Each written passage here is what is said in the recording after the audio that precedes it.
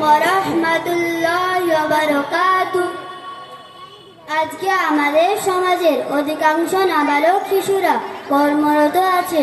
এখন তাদের জীবনের যে মূল্যবান সময়, যে সময়ে তাদের পড়াশোনার মধ্যে রত থাকা দরকার ছিল, সেই আমাদের সমাজের মানুষ তাদের দ্বারা কি করাচ্ছে সেটা আজকে আমরা বাস্তব দেখব। আরিফ মাত্র 13 বছরের বালক। সে স্কুল এবং মক্তবে পড়ে, কিন্তু পরিতাপের বিষয় হলো তার পিতামাতা তাকে আর পড়তে দেবে না। তাকে কাজে বসানোর চিন্তা ভাবনা চলছে, যার কারণে সে অনেক পরিতপ্ত।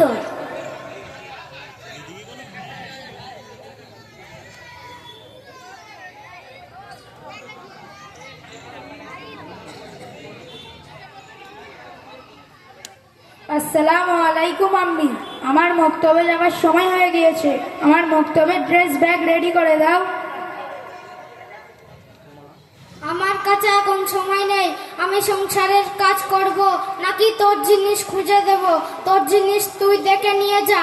আর ওই সব মক্তবে বেশি সময় দিয়ে লাভ নেই। বাড়িতে এসে কাজ কর।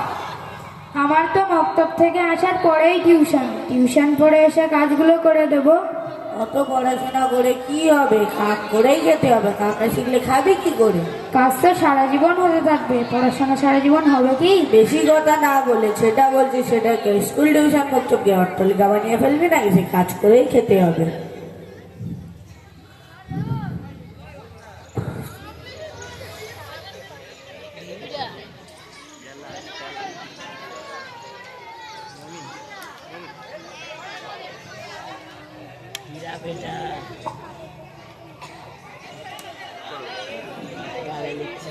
আসসালামু আলাইকুম ওয়া রাহমাতুল্লাহি ওয়া বারাকাতুহু। ওয়ালাইকুম আসসালাম। বেটা আরিফ, তুমি এত দেরিতে মক্তবে কেন এসেছো? হুজুর, আমার ভাগ্যে মনে হচ্ছে দিন শিক্ষা নেই। কেন বেটা, কি হয়েছে? আমার বাবা আমাদের কাজে বসতে বলে যদি কাজ না শিখিস তো খাবি কি করে। তাদের ইচ্ছা আমি স্কুল মক্তব টিউশন ছেড়ে কাজে বসে যাই। আচ্ছা, তুমি দুঃখ নিও না, তোমার বাবাকে বুঝিয়ে বলো। আর তোরা একটু কষ্ট করে পড়ে নিতে পারলে জীবনে অনেক লাভবান হবে এবং আখেরাতে অনেক উপকার হবে। আচ্ছা বান্টি, তুমি আরিফের সঙ্গে যাও।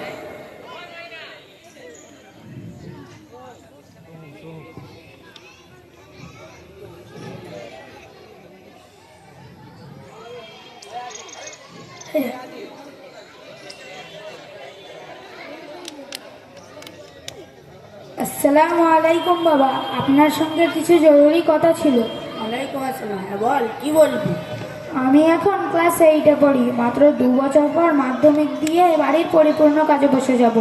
তাছাড়া মক্তবেও 2 বছর বাকি, সেটাও শেষ হয়ে যাবে। আমি তাহলে দুনিয়ার শিক্ষার সাথে সাথে ইসলামের অনেক মৌলিক জ্ঞানও শিখে যাব। দেখ, তোর মা কাজ কাম করে যে তোর স্কুল টিউশনের ফিস ভরতে পারে, যত বছর পড়বি পর, কোনো আপত্তি নেই। কিন্তু দাদাজি, আপনি যখন সক্ষম আছেন, আপনি কাজ করতে পারবেন, কিন্তু করছেন না। আপনি চায়ের দোকানে বসে আড্ডা মেরে দুজনের মাথায় 2-4 জনের সাথে পান চিবিয়ে এদিক বল, তারপরও নিন্দা করে সময় ব্যয় করছেন। চাচিমা ছোট ভাইকে কাজ করে সংসার চালাতে বলছেন। আপনার লজ্জা হওয়া উচিত। তোর চা করিস কর। আরে তুই কোনো মতো স্কুল মক্তব ছাড়বি না, তারপরে দেখছি কি করা যায়। আমার তো স্কুল মক্তব ছাড়ার কোনো ইচ্ছা নেই, কিন্তু পরিবারে ছাড়াও ভাই বোনদের কিভাবে চলবে?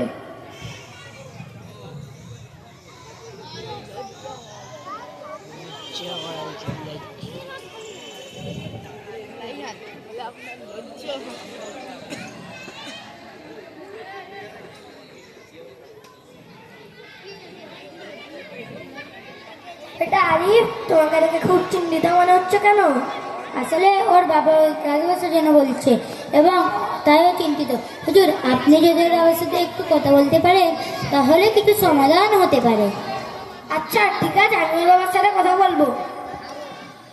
আসসালামু আলাইকুম ভাই, আপনি একটু মক্তবে আসুন, একটা জরুরি আলোচনা আছে।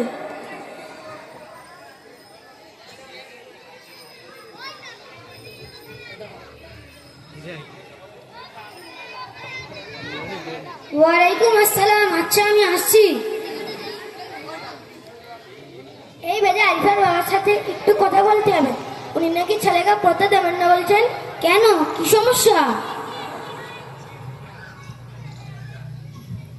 জিম্মেদার সাহেব ওটা বই কাজে বসার জন্য বলছে এবং অনেক রাত্রি পর্যন্ত ডেকে কাজ করতে হয়, এর কারণে স্কুল মক্তবের পড়াশোনা ঠিক মতো করে হতে পারে না এবং প্রতিদিন দেরিতে মক্তবে আসে। আফসোস, নিজের সাথে বাচ্চার জীবন নষ্ট হচ্ছে। চলুন তাহলে চেষ্টা করে দেখি, ওর বাবার সাথে কথা বলি।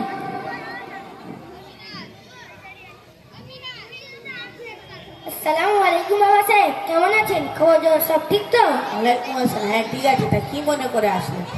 আসলে আপনার ছেলে আরিফ বেশ কিছুদিন ক্লাসে দেরিতে আসছে এবং বলছে নাকি আর পড়তে যাবে না, বাড়িতে অনেক কাজের চাপ আছে, আর হবে না।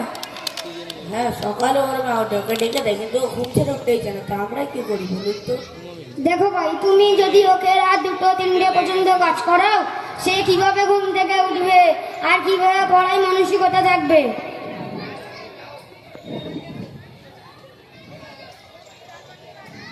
কাজ তো করতেই হবে, কাজ না করলে চলবে কি করে?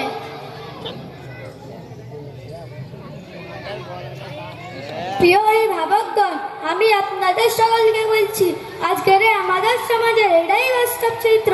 তারা নিজেদের সন্তানদের 12-14 বয়সের সাথে সাথে কাজে ব্যস্ত করার ফিকে করে এবং ভাবে সেটাই ভবিষ্যৎ জীবনের ফায়দার জন্য করা হচ্ছে, কিন্তু আসল বিষয়টা হলো এরা বাচ্চার জীবনটা নষ্ট হবে। যখন একটা বাচ্চার অল্প বয়সে পয়সার লালসায় পড়বে, তার মধ্যে সে সামাজিক ও মানবিকতা থাকবে না, তার উপার্জনের পন্থার মধ্যে হালাল ও হারামকে সামনে রাখবে না, শরীয়তে কোনো বিশেষকে পরিবহন করবে না, হালাল পন্থা অবলম্বন করবে আর হারাম পন্থা। দ্বিতীয় গুরুত্বপূর্ণ বিষয় হলো এই বাচ্চারা আগামী দিনে যে ব্যবসা করবে তার সঠিক পন্থা জানতেও বুঝতে পারবে না, যেহেতু সে শিক্ষিত নয়। তার মধ্যে অধীনস্থর হক, পিতামাতার হক, প্রতিবেশীর হক কিছুই থাকবে না। সে সকলের হক মেরে খাচ্ছে, যেহেতু তার মধ্যে দিন নেই।